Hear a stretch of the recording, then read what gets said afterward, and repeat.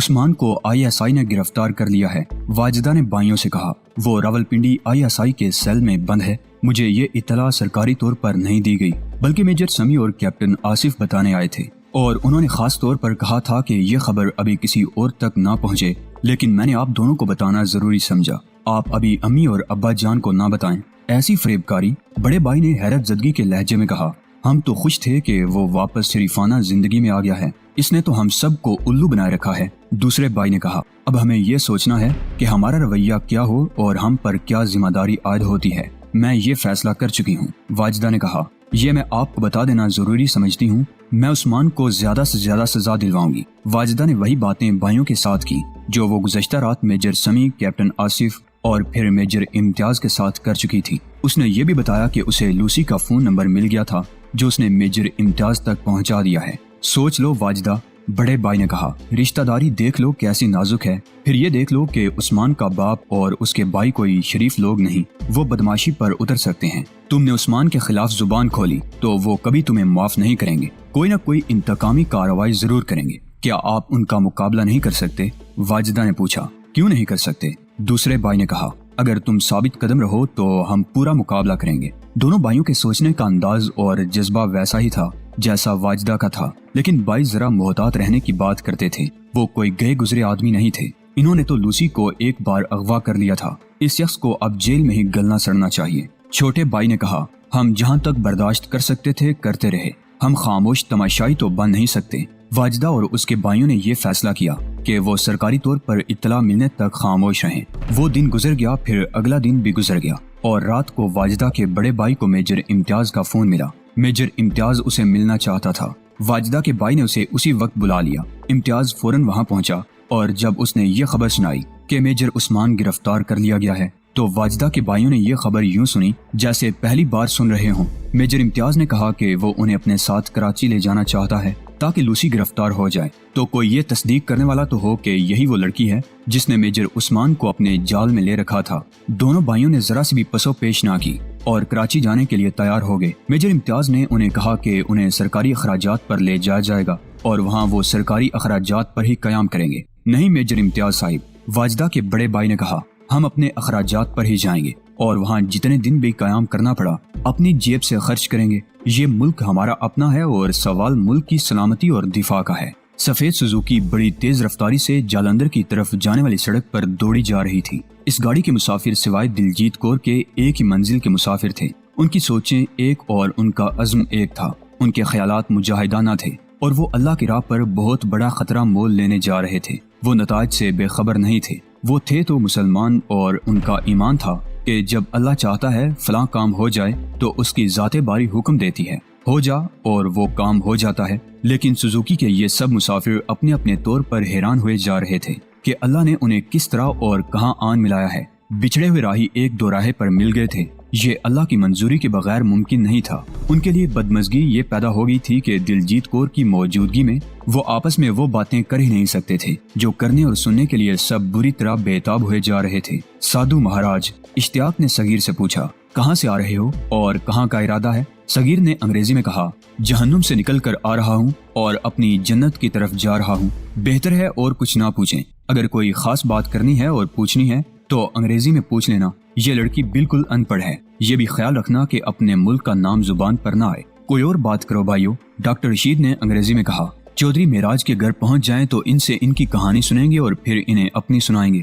دلجیت کور کی ان لوگوں کی طرف توجہ تھی ہی نہیں۔ خالدہ اس کی تقریباً ہم عمر ہی تھی۔ یہ قدرتی امر تھا کہ وہ خالدہ کے ساتھ باتوں میں مصروف ہو گئی تھی۔ خالدہ بڑی شگفتگی اور اپنائیت سے اس کے ساتھ ہم کلام تھی۔ دونوں لڑکیاں اپنے اپنے متعلق جھوٹ بول رہی تھیں۔ دلجیت کور کے منہ سے اپنے متعلق یہ سچ نکل گیا تھا کہ وہ سکھ ہے۔ خالدہ نے صغیر کی طرف اشارہ کر کے پوچھا کہ یہ اس کا کچھ لگتا ہے یا کسی اور وجہ سے اس کے ساتھ جا رہی ہے؟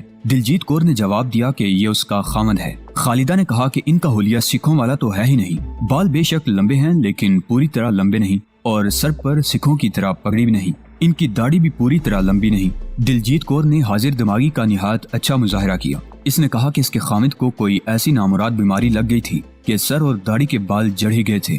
بہت علاج کروایا لیکن ذرا سا فائدہ نہیں ہو رہا تھا۔ آخر اس علاقے کے ایک حکیم کی شہرت سنی تو اس کے پاس چلے آئے۔ دلجیت کور نے اس علاقے کے کسی گاؤں کا نام لے کر کہا कि 7-8 महीने गुजरे इस हकीम के पास आए थे और इनके इलाज का खातिर खा असर हुआ और बाल उगने शुरू हो गए। उसने कहा कि हकीम ने सख्ती से मना कर रखा है कि अभी कुछ अरसा और ये पगड़ी ना बांधे और बाल खुले रहने दे। अब वो दोनों फिर हकीम के पास आए थे और हकीम ने कहा है कि अब दवाई की जरूरत नहीं, परहेज लाजमी है। नाराज ना होना। खालिदा ने कहा, मैं तुमसे कोई बेद लेने की कोशिश नहीं कर रही, ना मुझे तुम दोनों पर कोई शक है, वैसे ही अपनी दिलचस्पी की खातिर पूछ रही हूँ। इन्होंने जो कपड़े पहन रखे हैं ये साधुओं जैसे हैं और गले में जो माला है ये भी साधुओं के गले में होती है। इसमें नाराजगी और शक व शुबे की कोई बात नहीं। दिलजीत कौर ने कहा, अपने गरनथी बाबा ने इन्हें कहा था कि अपना हुलिया हिंदू साधुओं जैसा या मुसलमान फकीरों जैसा कर लो और ऐसी सादगी में रहो कि परमेश्वर तुम पर राजी रहे। बेचारे इस बीमारी से इतने तंग आ गए थे, अपना ये हुलिया बना लिया जो थोड़ा अरसा और चलेगा। दिलजीत कौर ने हंसते हुए कहा, मैंने इन्हें कहा था कि आओ मुसलमान हो जाते हैं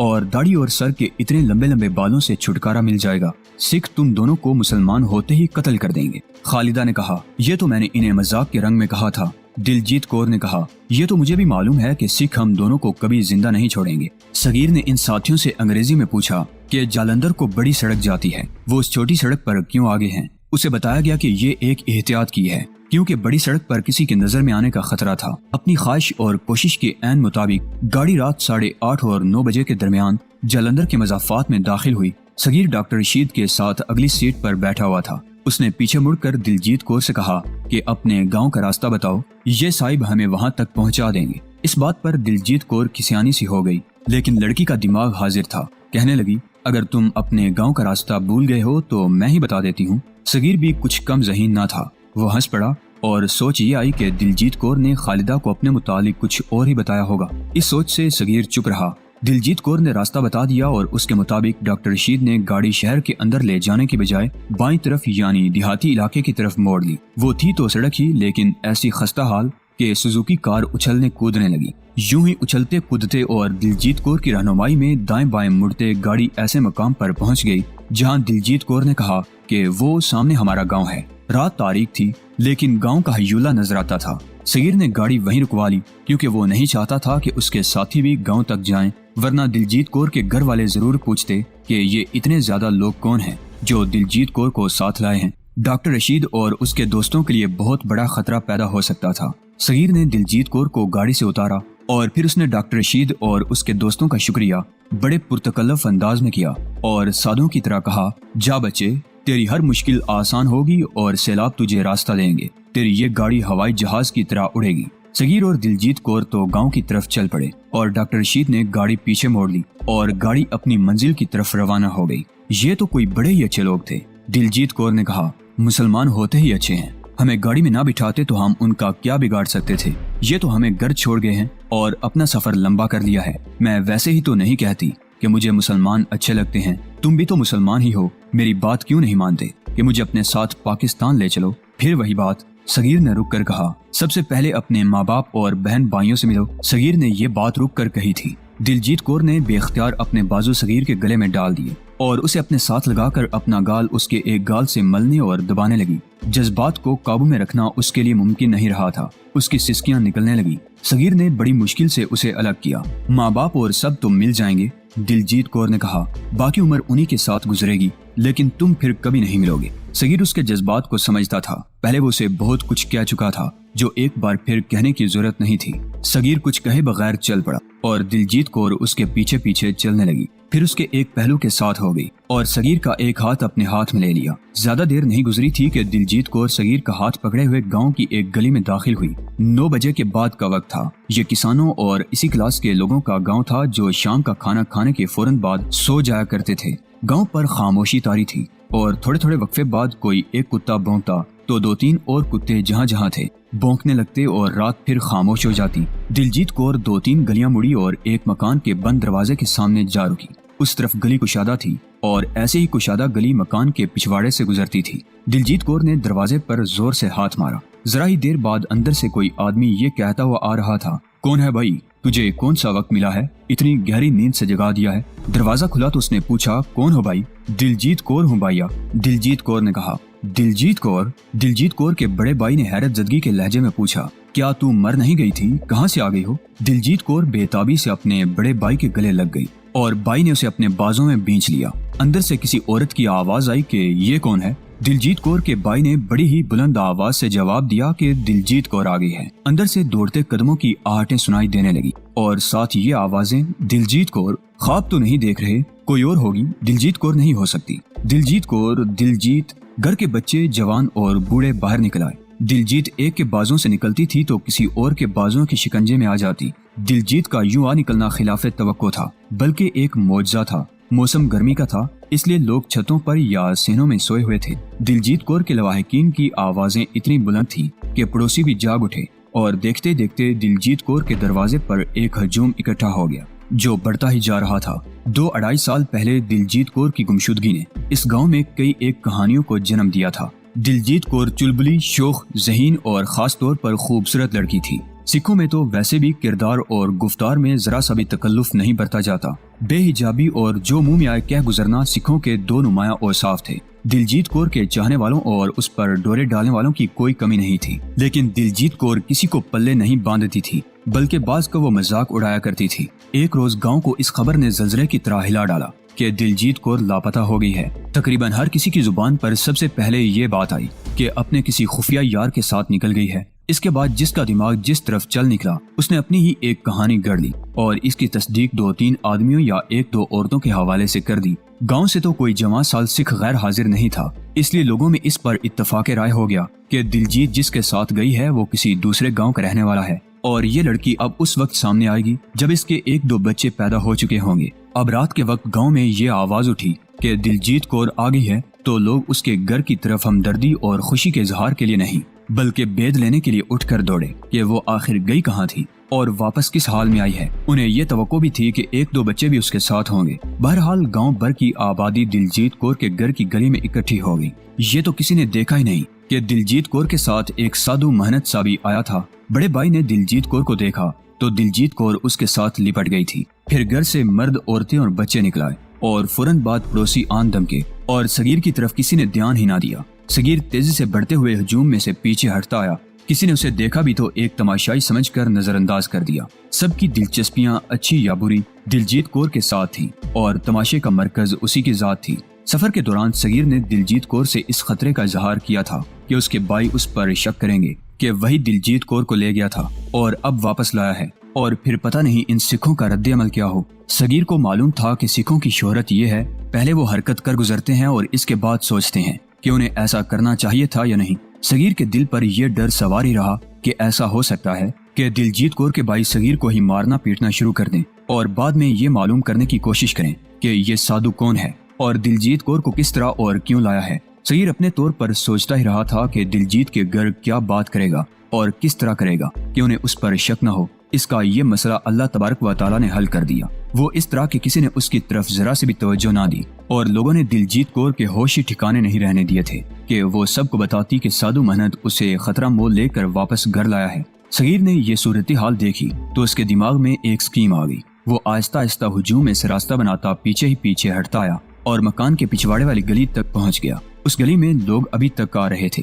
सगीर किसी से डरे बगैर और लोगों की तरफ तवज्जो दिए बगैर सीधा चलने लगा और उस गली में से गुजरकर 1-2 गलियां मुड़ा और उसने देखा कि वो गांव से बाहर पहुंच गया है। वो उस खतरे से निकल आया था जो उसे परेशान किए हुए था। ये सोचने की और फिक्रमंद होने की जरूरत ही महसूस ना की कि दिलजीत कौर जब ये बताएगी कि एक साधु उसे घर लाया है तो सब उस साधु को लापता पाएंगे तो दिलजीत कौर पर कोई और ही शक करेंगे। सगीर ने फर्ज अदा कर दिया था और उसने बड़ी कामयाबी से शैतान को शिकस्त देकर भगाया था। सगीर की कुमाश का कोई शख्स दिलजीत कौर जैसी जवान और खूबसूरत लड़की के साथ हवसकारी से बाज रह ही नहीं सकता था, लेकिन सगीर ने ये कमाल कर दिखाया और बिला शक्को शुबा अल्लाह ताला उसे सिला दे रहा था। अब उसने सोचा कि उसे फौरन यहाँ से दूर चले जाना चाहिए, क्योंकि खतरा ये था कि जो ही दिलजीत कौर एक साधु का नाम लेगी तो साधु ढूंढने से भी नहीं मिलेगा और ऐसा ना हो कि कुछ लोग कह डालें कि उन्होंने एक साधु को देखा था और वो पिछली गली में जा रहा था। इस सूरत में उसका ताकुब हो सकता था। दिलजीत कौर को ये तो मालूम ही नहीं था कि उसे घर छोड़कर खुद सगीर एक और गांव में चला जाएगा और वहां से वो किसी जरिए से सरहद पार करेगा। दिलजीत कौर को सगीर ने इतना ही बताया था कि वो पाकिस्तानी है और बगैर वीजे के इस मुल्क में फंस गया है और अब पुलिस से छुपता छुपाता फिर रहा है और सरहद पार करेगा। दिलजीत कौर को जरा सा भी शक नहीं हुआ था कि जो लोग उसे और सगीर को गाड़ी में लाए थे وہ اللہ کا خاص کرم بلکہ معجزہ تھا کہ انہیں صغیر مل گیا تھا اور ان کا آپس میں ایک روحانی تعلق ہے۔ اسے معلوم نہیں تھا کہ یہ سب ایک اور گاؤں جا رہے ہیں جہاں وہ چودھری معراج الدین کے نام کے ایک بااثر شخص کے مہمان ہوں گے اور صغیر بھی وہیں ان سے جا ملے گا۔ دلجیت کور اور اس کے لواحقین کے لیے صغیر کو ڈھونڈنا ناممکن نہیں تھا۔ ڈاکٹر رشید نے صغیر کو چودھری معراج کے گاؤں کا محل وقوع اچھی طرح سمجھا دیا تھا۔ ڈاکٹر رشید اور اس کے دوست اس علاقے میں بالکل اجنبی تھے۔ آگرہ میں عبدالستار نے انہیں چودھری معراج کے گاؤں کا راستہ اور محل وقوع کاغذ پر بنا کر دے دیا تھا۔ صغیر کے لیے وہاں تک پہنچنا کوئی مشکل نہ تھا۔ دلجیت کور کے گاؤں سے چودھری معراج کے گاؤں کا فاصلہ 4 میل سے ذرا کم یا ذرا زیادہ تھا۔ صغیر کو یہ فاصلہ پیدل طے کرنا تھا جو اس کے لیے کوئی مسئلہ نہ تھا۔ صغیر نے اس گاؤں سے کچھ دور جا کر اپنی عقل سے چودھری معراج کے گاؤں کی سمت متعین کی اور اس طرف چل پڑا۔ صغیر اس علاقے میں اجنبی نہیں تھا، وہ انڈین انٹیلیجنس کا بڑا ہی سرگرم اور تجربہ کار ایجنٹ رہ چکا تھا۔ سرحدی شہروں اور ارد گرد کے علاقوں سے واقف تھا۔ جالندھر شہر میں وہ 3 مرتبہ آ چکا تھا۔ جالندھر سرحد سے 100 کلومیٹر کے لگ بھگ دور تھا۔ یہ تو کوئی فاصلہ ہی نہ تھا۔ سرحدی شہر ہونے کی وجہ سے اس علاقے میں انڈین انٹیلیجنس کے کارندے اور انفارمر ہمہ وقت سرگرم رہتے تھے۔